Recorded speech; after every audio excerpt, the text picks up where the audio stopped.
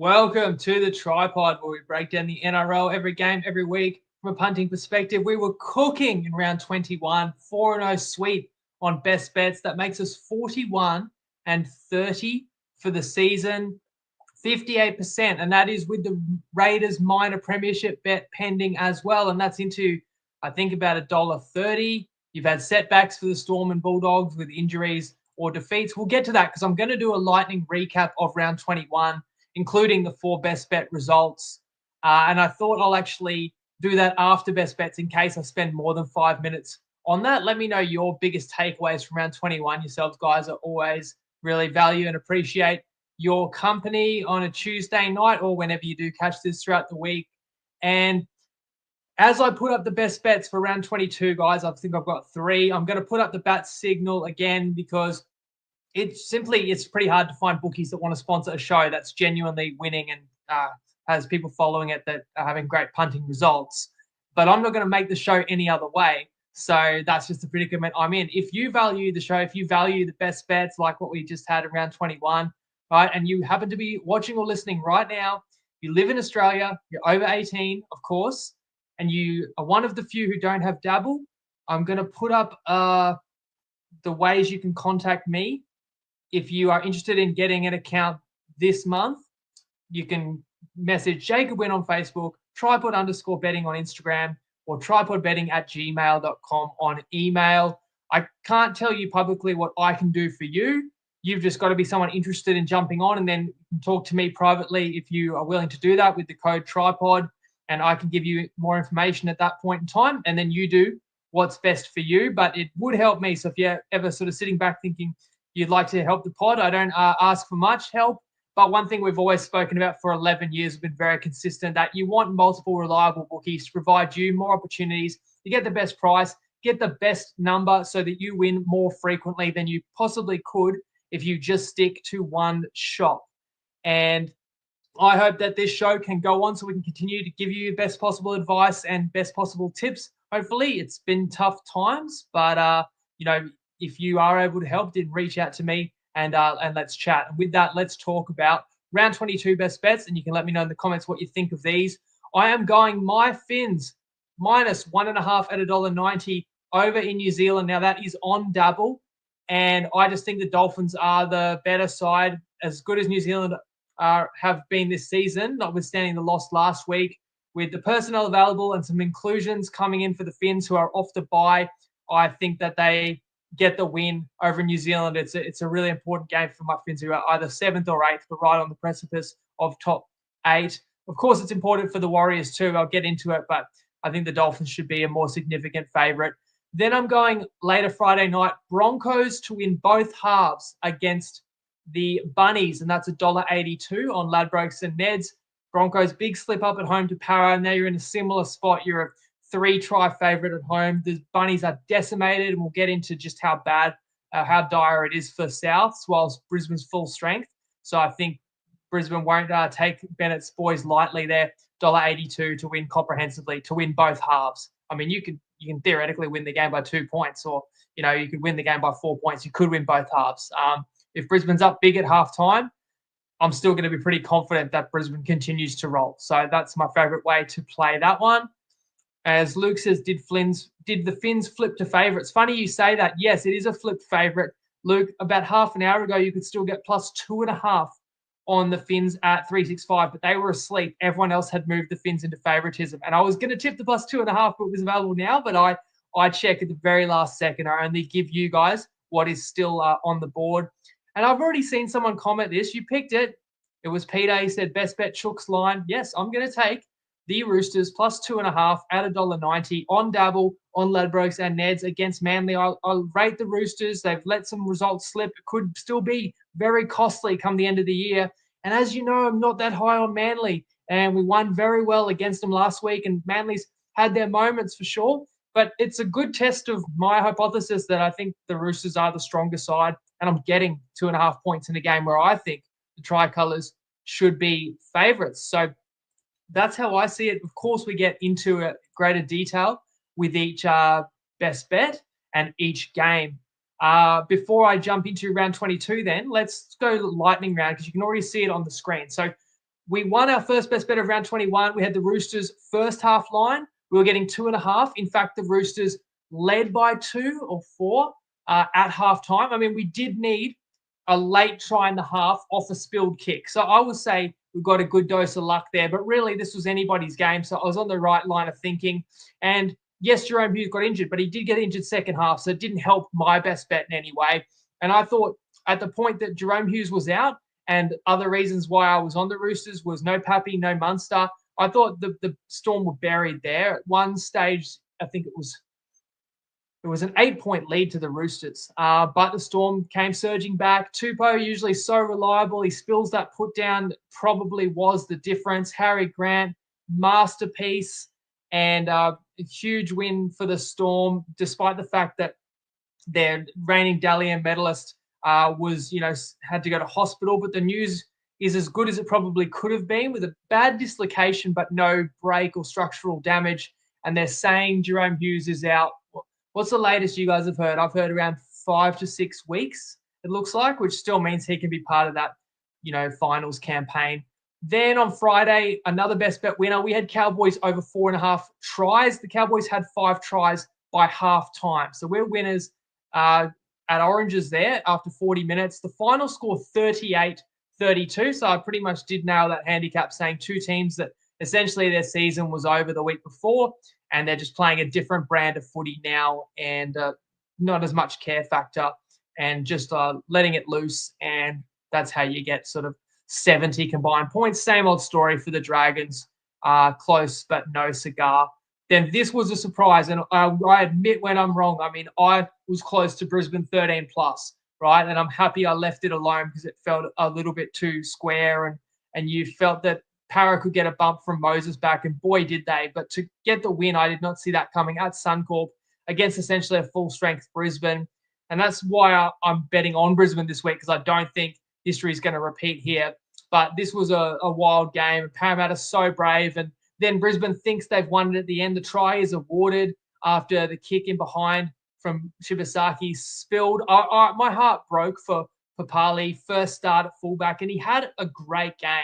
And then, of course, as you've all seen, Walsh is caught just offside, and that was a controversial moment the night before when a try to the Roosters was allowed. But everyone kept going on about Teddy being offside, but I was like, well, the Roosters lost anyway. Like, who cares? But if you get a call wrong and it actually decides the game, that is pretty bad. And we don't want this to happen in a really high-stakes game, like a finals game. Although there was actually an argument that Teddy was onside by one camera angle. Anyway, I sort of had a bit of fun with camera angles and put up a bit of a satirical post. And if you saw on any of the TryPod social media, that post with the blue line that was possibly a bit skew-if, suggesting Walsh actually was onside and that the Broncos were robbed. The funny thing is, unironically, I've actually had people messaging me saying, can Brisbane launch an argument and get the 2 points? So it's funny how people see things different ways. But the Eels deserve to win that. Incredibly brave. Would have been heartbreaking for Para had they lost it at the end.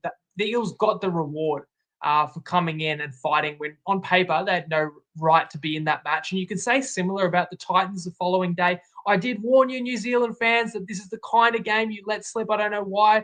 The Titans are a bogey team for the Warriors. You get the miracle finish in Newcastle. You play the Titans at home, who are coming last, who have been embarrassed week in, week out, and who are missing their best player and captain Tino. And yet the Titans, just high completion, did Des proud, and the Warriors, very underwhelming. A team that is still fourth, and really the way they set their season up, will be desperate to remain in the 4 and then see what can happen in the finals and guarantee yourselves 1, if not 2, home final matches. But if the Warriors miss out on top 4, you're definitely going to rue not taking advantage of just an opposition and a spot like that where there's really no excuse. Warriors on their game win that one, but we've seen it too many times when you expect the Warriors to win. They'll quite often let you down. It was a letdown for the Tigers after getting that win that probably relieved the pressure that there's not going to be a 4th straight spoon incoming. I was worried about that exhale factor, and that's what you got. Penrith, 7 wins on the trot and 36-2. I know this game blowout late when It was like 12-2, I want to say, just before halftime. And then Penrith scores like on the stroke of halftime, which really was crushing for the Tigers. And Benji said he could tell the team was deflated. But I mean, come on, like it's part of the job. The coach's job is to lift them up and get out there and fight again in the second half. And the second half was more of the same. Panthers punishing the Tigers.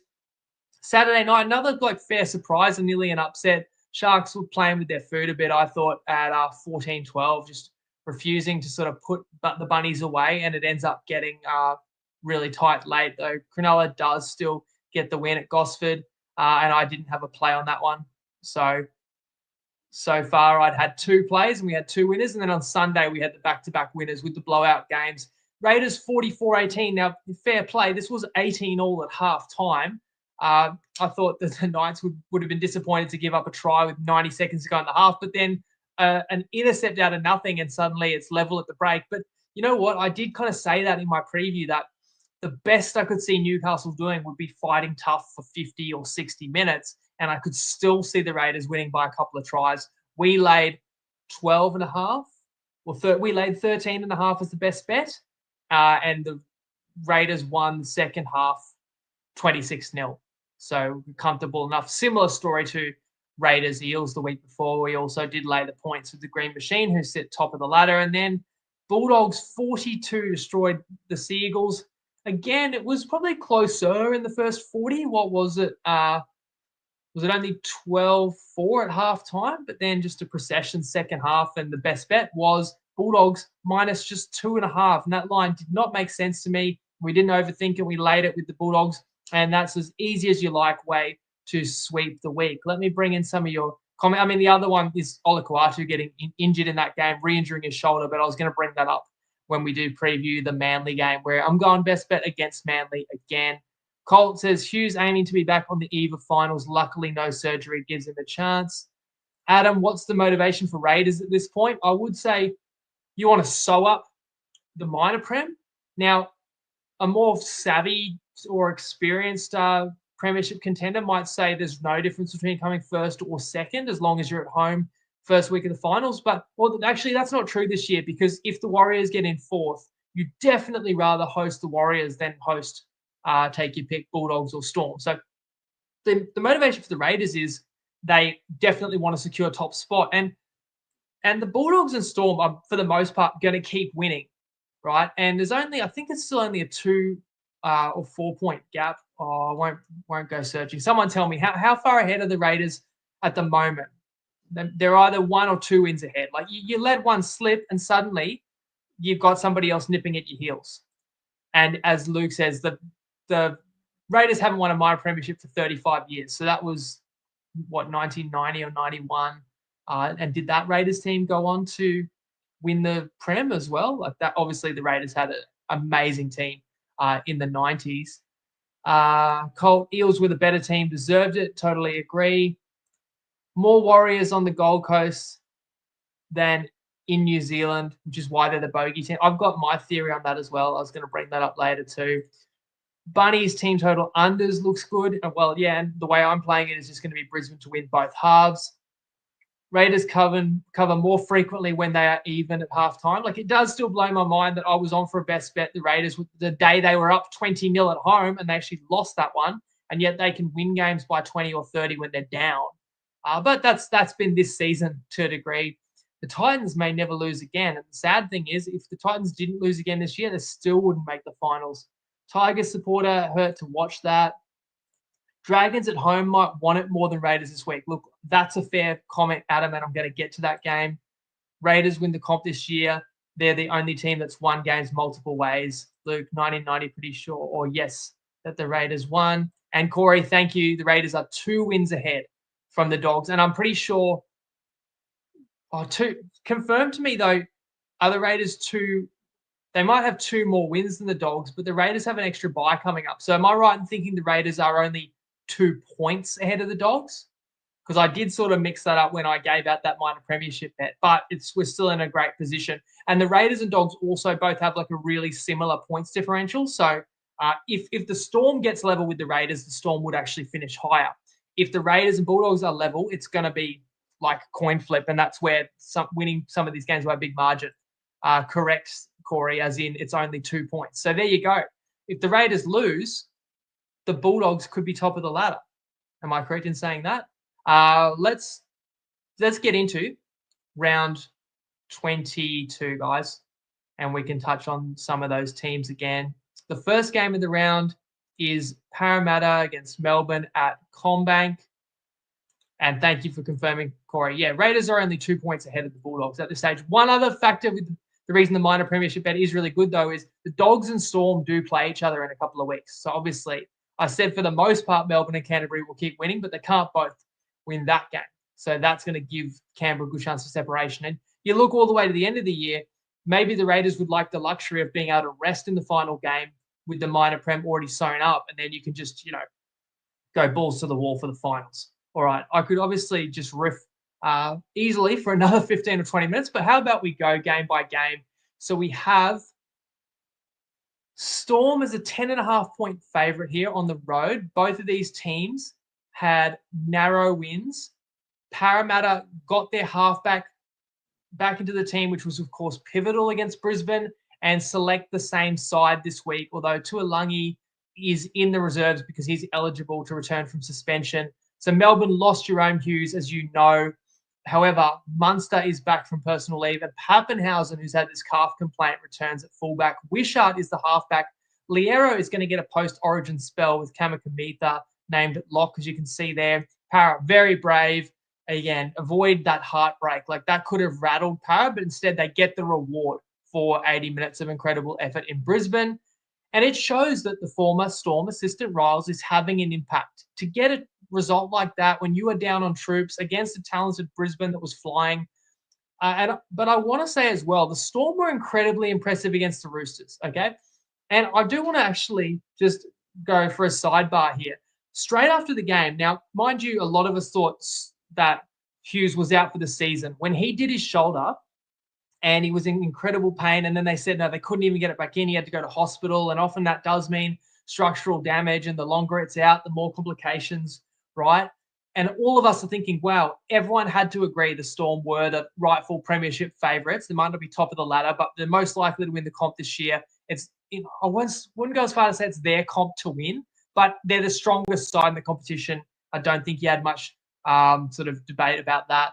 And then we all start thinking, without Hughes, it brings the Storm back to the pack for sure.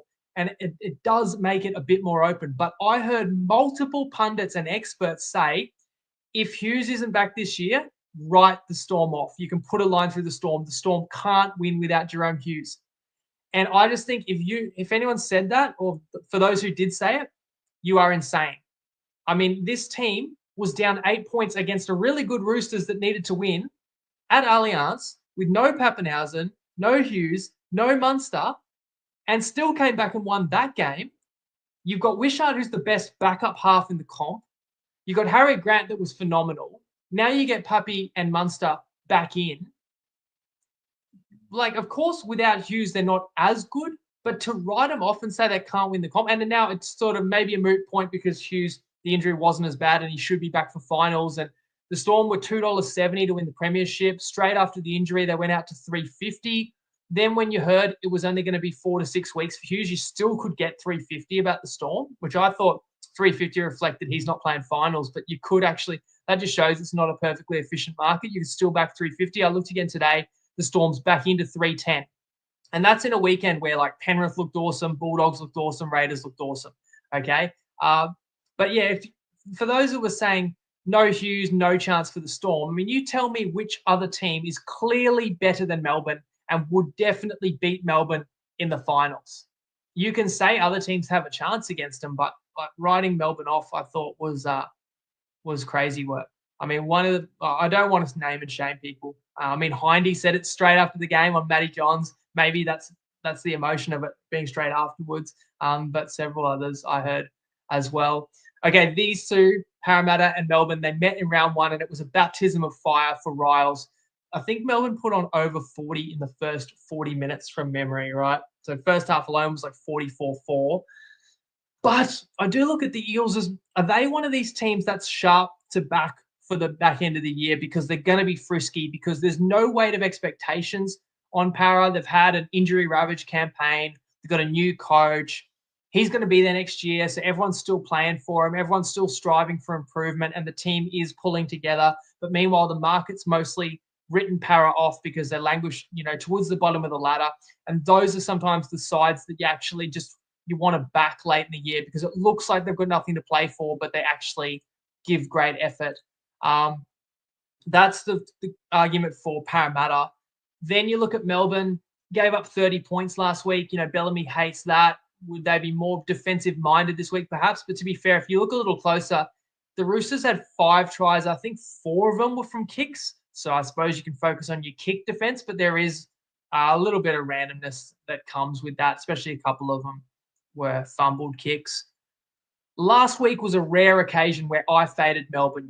I have a high opinion of Melbourne, and I rarely want to go against them, though I did first half with the Roosters, and we got that win, which was nice, but I'm not interested in getting out in front of Melbourne again. They're a different beast with Pappy at the back. He can break a game wide open at any moment, and it's just hard to know at what point this game might break open, or has Para got an encore performance in him perhaps. I haven't played this one, but the Undertaker has. Let's have a listen. G'day guys, Matty here, a sharpshooter, firing blanks at the moment, not having a good run lately, but we'll try and get back on track this week. My bet of the week will be either team 1-12 in Parramatta versus Melbourne. With Moses back, Parramatta are such a different outfit, so it's so much more competitive. It's actually going to be really wet in Sydney this weekend, starting tomorrow, all through the weekend. It's going to be windy and rainy, so I do trust Parramatta to stick within 2 converted tries. I'll take the risk that Parramatta don't blow out the Storm. That's unlikely, but we do take that risk, but we do get $2.15, the nice plus money, and we do get that extra key 2 points going from 10.5 to 12.5, which is pretty important. So, going to take the plus money on a competitive game, no blowout, but we got some wiggle room there either way. Good luck. Brave by the Undertaker, but respect it. Let's move to Friday. Warriors, Dolphins. Line is -1.5 or -2.5. My best bet is Dolphins -1.5, $1.90 on Dabble Ladbrokes. Oh, no, it's on Dabble. And I think $1.87 it's on Sportsbet as well. Sorry, Ladbrokes and Eds is a different book. Is a different best bet. I think Ladbrokes and Eds have already moved this line to 3.5. It's at Go Media Stadium, and it is a huge game. So let me just set the table for you. The way the ladder is poised, it really does look to me like top 4 is going to be decided by one game either way. New Zealand's not going to comfortably be in the top 4. I think they'll have sides nipping at their heels right down to round 27, maybe need to win in round 27. And New Zealand plays at Manly, who might need to win to make finals. But anyway, that's a long way away. But it really is going to go down to the wire for top 4. And you can say the same about the top 8. The Dolphins had the bye. They are in the 8, but you've still got the Roosters and Manly very much alive and trying to leapfrog them there. So don't say I didn't warn you about the Warriors, right? We talked about that you're playing a hapless, downtrodden Titans. No Tino, you're still underwhelmed. It's a bogey game. I've got this theory that like nearly every Kiwi dreams of one day retiring on the Gold Coast. So I don't know if in the back of the Warriors' minds when they play the Gold Coast, they just go into relaxation mode. You know what? I didn't mention as well, it's a bad loss made even worse by the fact that Harris Tavita, Fisher Harris, and Wade Egan all copped injuries and are out for this one. And those are big reasons why I am going to play the Finns here, who actually get bolstered by Nikorima, Kaufusi, and Nichols coming in after the bye. And it's an awesome game from the standpoint that you understand how much both teams need to win, and they're both very capable. But the reason I am backing my Finns, not just because I want them to get it done, but I see a clear advantage. The hammer out the back, he's in as great a form as any player in the world, as much as CNK, who returned last week, is a machine. I've got Katoa, who is clearly the best halves player in this game, and with his preferred halves partner. I've got Herbie, who might be the first $1 million center. I've got the Kiwi 9, Marshall King, who is matching up against Sam Healy. I mean, you can argue for the Warriors. They're at home, and they are off a bad loss, so they'll be highly determined.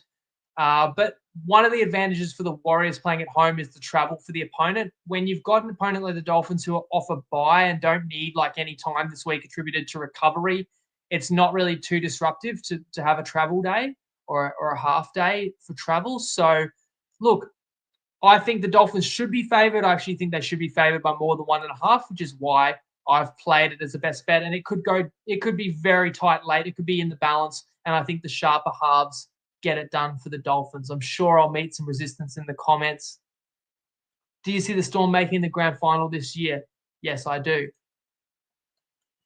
Love the Finns lineup. Cody has been missed. Agree. JK, Warriors won't mess the bed at home 2 weeks in a row. Hate to go against you, but give me 225. I mean, that's the argument I'm probably going to make for Brisbane next game. I respect that. I think we're going to get New Zealand's best effort here, but that's going to be matched for the Dolphins' best effort. And I think the Dolphins have got more class right now. Adam, Wars have no points in them with 3 of their 4 spine members out, but defensively will be up for it off a loss. Don't know if there's many points. Like that angle too. So you could actually consider like a Warriors unders or just a game unders, because it could be a real finals intensity. And in fact, you've heard my best bet, but Benny has a pick on this game as well. G'day TryPod fam. As always, thanks to the legends for having me on. A little bit of a skid row recently, going 0-3 with my last 3 try scorer tips. Trindle was on the inside, begging for that pass. Heroic effort in defence from the Bunnies last week, and the Sharks terrible, absolutely terrible. Watch him score this week. This week I was going to be tipping Harry Grant, who's got an absolutely phenomenal record against the Eels, and I will be having money on him. But officially for the TryPod, my TryPod pick of the week, I'm going to go the Finns, who have drifted into $1.82 on Ladbrokes from $2.10 since the team lists have dropped. And for me, side by side, Finns far superior unit this week. The Wires looking in a little bit of trouble at the moment with their current makeup. Wade Egan's out, Fisher Harris is out this week. The halves pairing not that great. Young Pup at 9. We've got Jeremy Marshall-King at 9 for the Finns. Hammersell at the back. Hot Boy Herbie. Nicarima's back this week too. Finns should be far too strong. $1.82. Great bet. Best of luck if you follow. So Benny sees it exactly the same as myself. That line has been in flux for the last couple of hours. And if I could have potentially made it a best bet at $1.82. It's now into $1.67.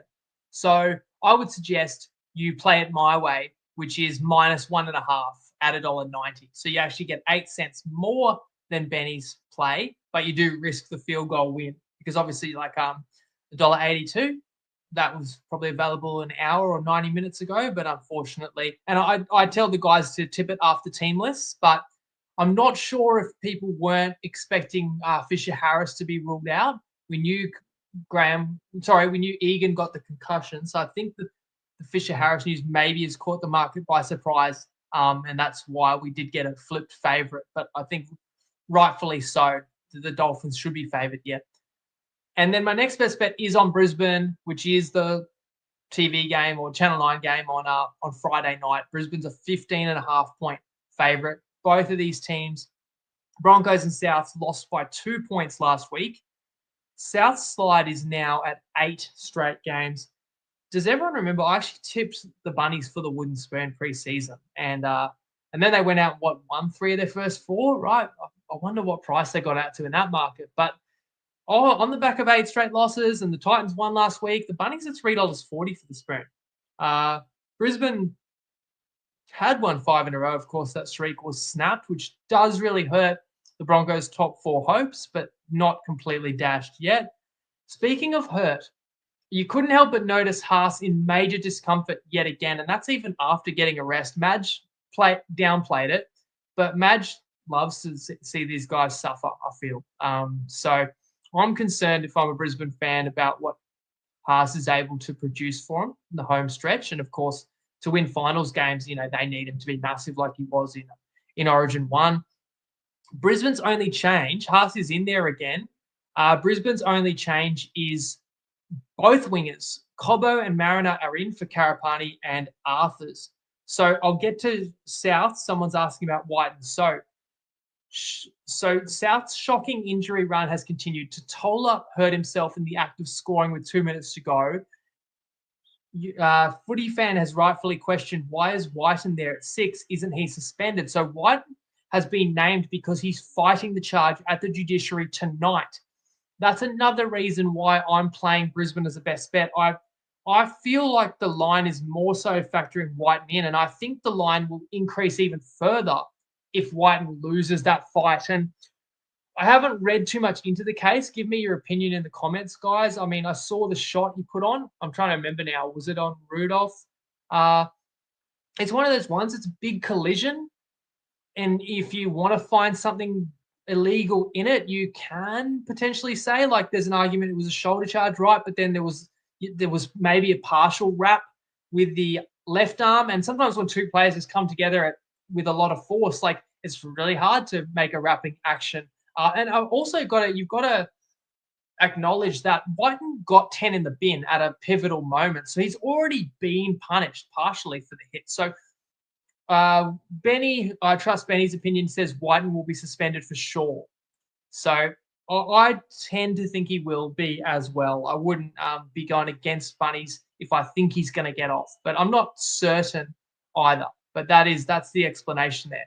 So if I'm looking at Rabbitohs, like, yes, Jai Gray's a handful. Johnston's all class. Love to see him surpass that try-scoring record this season. Souths have got grit about them for sure. But you've got Brisbane already off a home loss. At home again, same scenario, 2 or 3 try favourite. It just makes this an even stiffer circumstance for Bennett's troops. And I know they'd love to spoil the party in his old stomping ground, but I just don't see it happening. Brisbane have only played once this whole year with Walsh, Mam, Reynolds, Hunt, Haas, and Carrigan.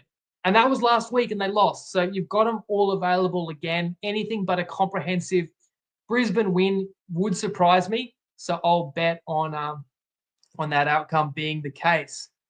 In the comments, no way that Fight and Whiten gets off.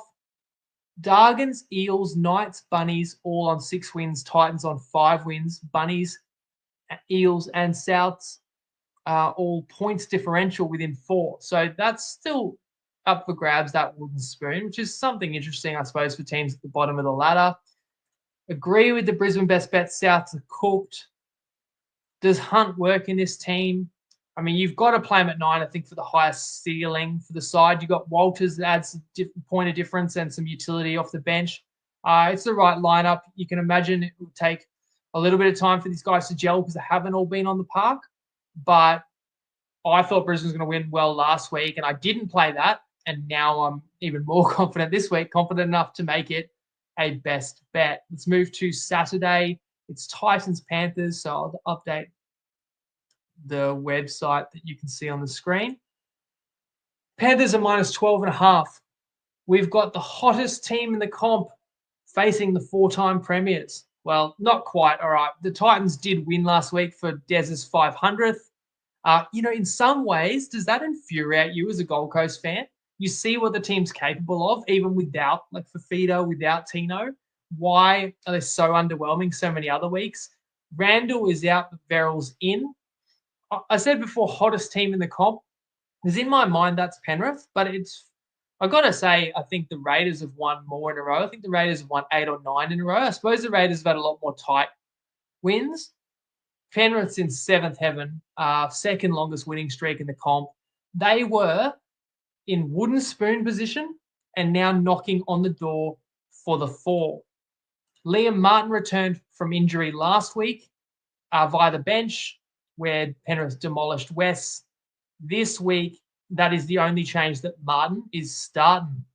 For those who believe Penrith's going to win the comp for a 5th straight time this year, you could argue this is the best team in the comp against the worst in the comp, right?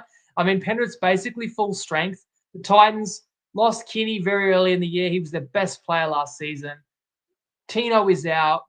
Fafita is underperforming and overlooked by the coach. Like, I have no interest in the Titans. I'm not playing the Gold Coast here. But this game does feel like a square punter's paradise. Because if you're a square punter, who are you backing? You're putting Penrith in your multis. You're definitely making Panthers-centric same gamers. You're going to pick plenty of points for Penrith. You're going to pick a lot of Panthers try scorers. And I will tell you, I nearly went a square best bet here. And my favourite way to play it would be Penrith over 28.5 at $1.88 on Ladbrokes and Neds. That's not a best bet, but it's the play I gave the most consideration. So it's a really strong lean because I just felt like, how does Penrith not score 30 plus on the fast deck at Seabus on Saturday afternoon? And the only reason I didn't end up backing it is I'm going to put it in the too obvious bin, which did save us a couple of losses last week, including Warriors minus 11.5. Felt a bit too obvious against the Gold Coast, right? So that's my expert analysis. I know that's pretty basic. I'm sitting here saying Penrith should win this well, and that's how I feel. But everybody agrees with that. And the point of difference with the TryPod is that if I see it the same as Jim and Joe at the pub, I'm probably not going to have the same bet as them. But enjoy your day, fellas. I'll sit this one out. Average footy fan, what's a square punter? Square punter is probably just someone that's not, the opposite of being sharp, and just someone who's going to play the most obvious outcome. They're going to play the team that they're going to play all the top teams, and they're going to play against all the bottom teams because it's obvious. They're going to play, same game multis with lots of obvious try scorers. They're going to play multis with head-to-heads, and it's just like we all know punters that bet like that. And you can't strongly disagree with any one of their bets of why it's blatantly wrong. But long term, none of those guys are going to profit by just picking the most popular selections, because the bookies are not going to give you any favors with the pricing on those sides, on those really popular sides. So my experience, and I punted on the NRL successfully for several years before I even started the TryPod. I feel like you've got to have a niche or an edge, and you've got to go against the grain somewhere to sort of pick off pricing. That is actually a plus expected return, right? Long term, that's actually going to profit for you. That's how we've been able to do it anyway. So sometimes it is as simple as, would somebody who bets all the obvious sides be on this bet? And if you know long term he's not going to win, why would you want the same bet as a guy who doesn't win long term? All right. Let's move to later Saturday, Dragons, Raiders. And the line is only 6.5, Canberra favoured. It's at Winnie Stadium. I got to always remember to roll the team list down so you can run your eye over 1 to 13 as well. It wasn't long ago at all. Was it like 3 weeks ago? These two met in Canberra and it came down to the wire. I was actually on for a best bet. I lost on that evening. I had the Raiders, I think, minus 11.5 or maybe even only 9.5, but they failed to cover that. It was a 4-point margin, I believe. Since then, Canberra have won back-to-back by 20 plus, and we were on as a best bet the last 2 weeks with Canberra, right? And both of those games were similar in that they both blew out late. Like Canberra didn't even lead in either of the last two games, and yet they won them both 20 plus. In terms of personnel, Molo is in for an injured Sewer. Chris is back at centre. Sasungi shifts to the bench for the Raiders. So I've been riding the Raiders. I think I've been on them basically every week for the last 4 weeks. And just as often, I've been fading St. George. And that did pay off for us last week.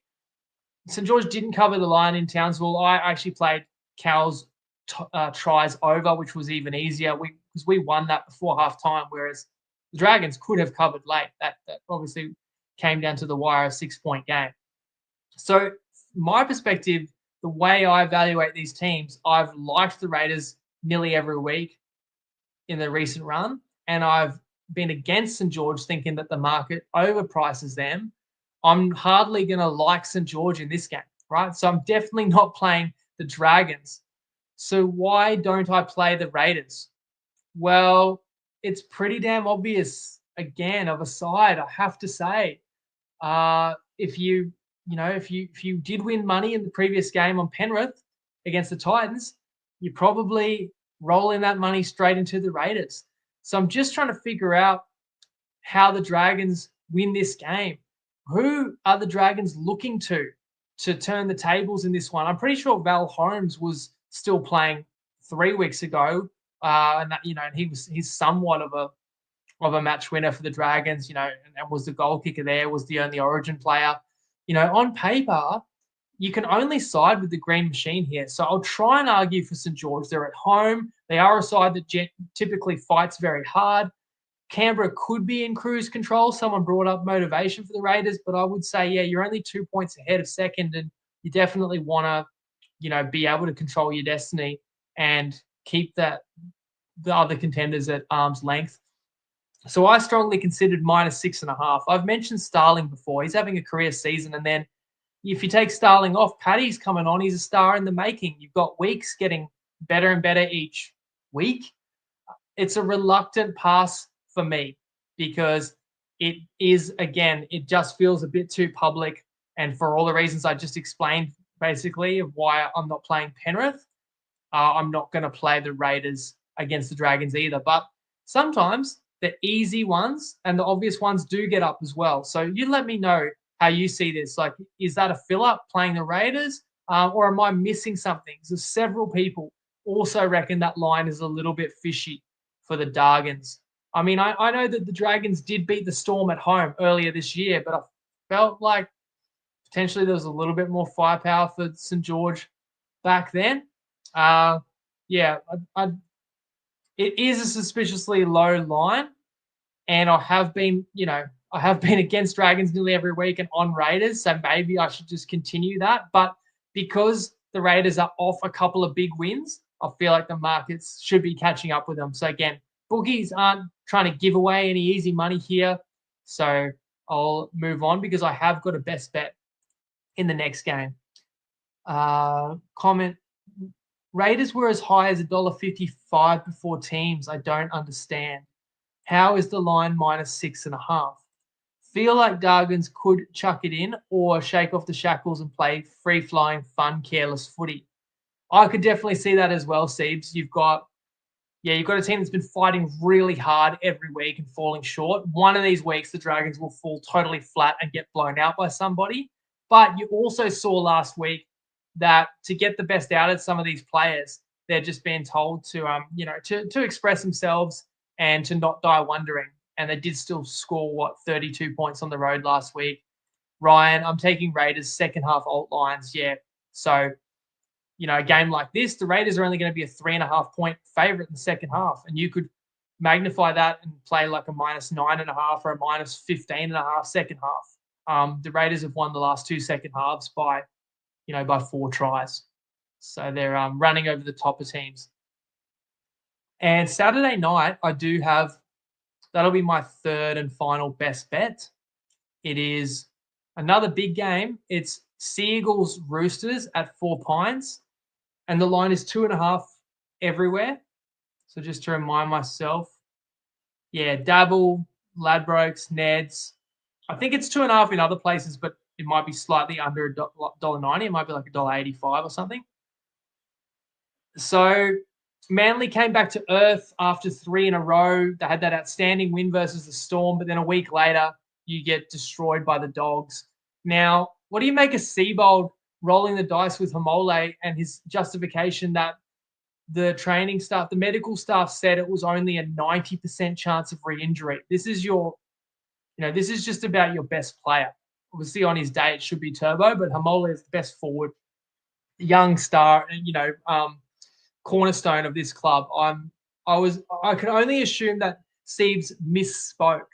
I couldn't believe my ears when he said, well, it was 90%, so we felt we had to risk it given that it's a must-win game. I agree with that much. And honestly, if I'm going to be really cynical, I'm going to say Seabold knows he's probably out if they don't make the finals. So he's thinking, what's the difference between 90% chance? I'm 0% of coaching next year. And I already made this joke in the comments. Seabold is also saying there's a 100% chance we're all going to die one day, so who really cares? Right? Waddell starts second row in place of Olaquatu. Massive loss. I know he'd only been back for one game, but it's deflating that you lose him again. Billy Smith and Savala back on deck for the Roosters, who I'm not going to say really anything kind about the Roosters. They got it done for my best bet last week, but the Roosters bottled that game. Considering who was out for Melbourne, the position the Roosters got him in, I don't want to give the Roosters too much credit for 30 points against Melbourne because, as I said, 4 of the 5 tries are off kicks, a little bit of luck in that. So the Roosters, once again, blow a game that should have got the 2 points in. It could ultimately cost them, but in saying that, if the Roosters win here, they're still very much in the finals hunt, and Radley's also in the reserves there. And on the back of each of these teams losing in round 21, pressure is really high. You've got now both sides on the outside looking in. So this is 9th versus 10th. And I'm telling you, it's going to come down to maybe points difference. It's going to come down to one game for a few teams at the end of the year, whether they are in or out of the finals. So you've got Seagulls, Roosters, definitely Dolphins. And I'm trying to think who else is around that. Because I think Cronulla's been getting better results. I suppose you put Brisbane as not being completely safe, but I feel like Brisbane and Penrith have strung along several wins in the last sort of 6 weeks. That, yeah, maybe it is as simple as Dolphins, Seagulls, Roosters, and that's 3 teams fighting for one spot, and it'll come down to round 27 in all likelihood. So, these are 4-point games when these sides meet each other. And it's just my overall opinion that I've shared throughout this year that goes on the line here, because I think the Tricolours are the better side. Look at the team list there. I think they both got firepower in the back 5, even if you want to call that a wash. I like Sam Walker over DCE at this point. It's actually a curious decision for the Roosters to be signing DCE, which is the rumor at this stage, right? The Roosters have the better pack for mine. Got the wiser coach for sure. And while this is in front of a parochial Four Pines crowd, the Roosters have that extra 3 days of preparation leading into this massive game, which I think more than counteracts that point. I think the Roosters will win. I think the market still slightly overrates Manly. The evidence I can submit for that is a week ago, the Seagulls were a 2.5-point favorite. The Seagulls were only 2.5-point underdogs for a home Canterbury game in front of Canterbury members. Like, you're telling me the market was saying that Manly is only 2 points away from the Bulldogs? Right, so of course we hammered that for a best bet. Padonis was on it as well. I think someone commented, has he given his tip? He actually texted me and said he's had some stuff come up. He doesn't have a play for us this week, but he did. He was on that Dogs tip as well. So it's another case of when the sharpshooters align with the best bet, the record is we're winning 4 out of every 5, something like 80%. That's been one of the great advantages of adding the sharpshooters to the TryPod show every week. So the market was wrong about Manly a week ago, clearly. And you would expect a bit of a downgrade there, but I still believe that the market generally inflates the Seagulls. That's why I'm going to take the +2.5 in a game where I think this is WTF. I think wrong team favored. I think the Roosters will win. We don't need them to necessarily for the best bet. Let's move to Sunday at CommBank. West Tigers against the Bulldogs, who I just mentioned after they bullied Manly. So these are two sides, opposite ends of the ladder and on opposite ends of floggings last week. Buller is back for the Tigers. Sorry, I can scroll. You can see that, but I'll try and show you more of the sides there. Taruva returns to the wing. Samuela Fayunu is also a welcome inclusion. Connor Tracy could be out for a month with an abdominal issue he sustained against Manly. So Kira slides to fullback. Rinakama, who had the match-winning try in each of his last 2 starts, is on the wing. I've got no interest in playing the Tigers. They were toothless against Penrith, and they're going to meet a similar level of resistance and intensity here. I have to admit, just going back to that Dogs-Manly game, because I'm really high on the Bulldogs and I don't rate Manly, I played -2.5.